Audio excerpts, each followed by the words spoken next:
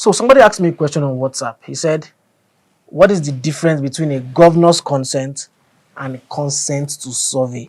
And that is the question I'll be answering in this video. Stay tuned.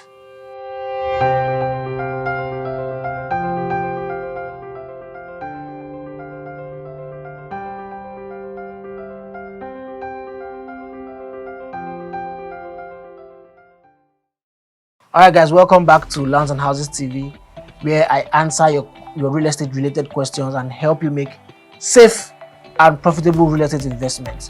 My name is Olisa Omira, and if you're watching this for the first time, please do ensure to tap on the subscribe button, and when you do that, do not also forget to tap on the notification bell close to it so that whenever I post new videos, you'll be the first to know.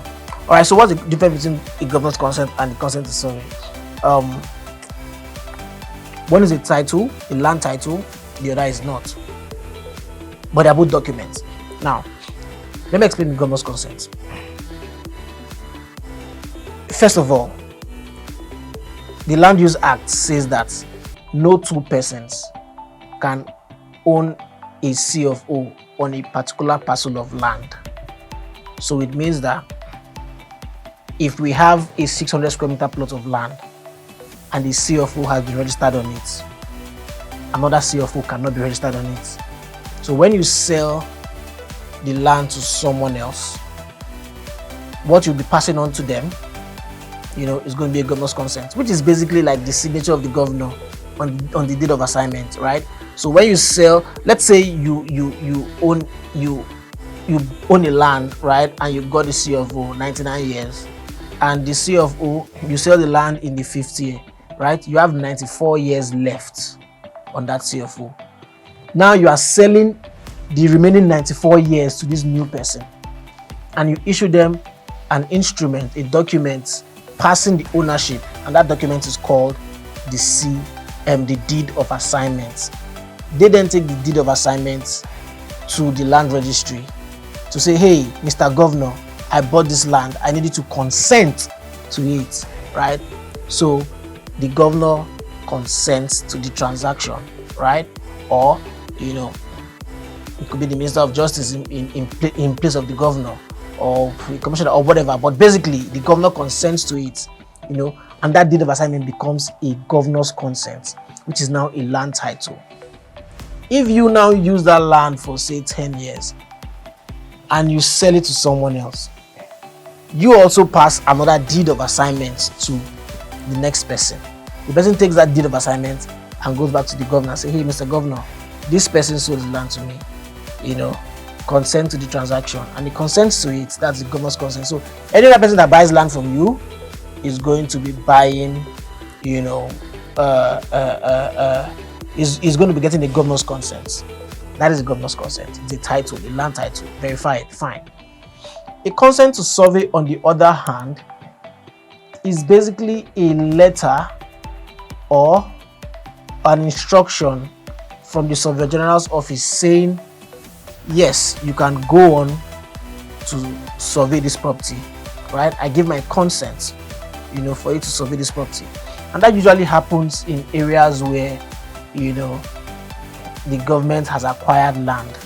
Now, I'm not saying the government has committed lands for its use, but I'm saying the government has acquired land. So the government can come to an area and say, you know what, 2,000 hectares here, right, acquired.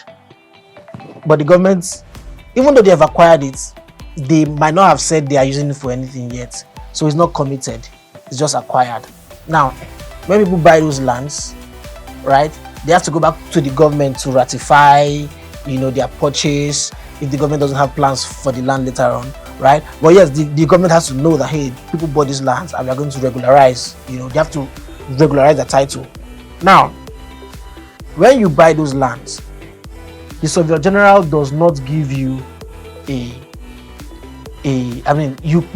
when you buy those lands and you do your survey, right, your survey plan, you cannot register that survey plan, with the Surveyor General unless you get a consent from the Surveyor General to survey that land.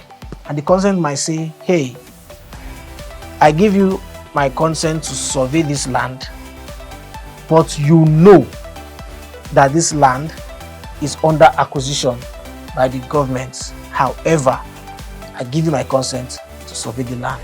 So you then take that, consent to survey, and then survey your land, submit it, and then get a registered survey. So that consent to survey shows that, the surveyor general has given his consent for you to survey the land, but he also lets you know that, hey, that land was under acquisition, which that's not the title. The governor's consent, on the other hand, is a title.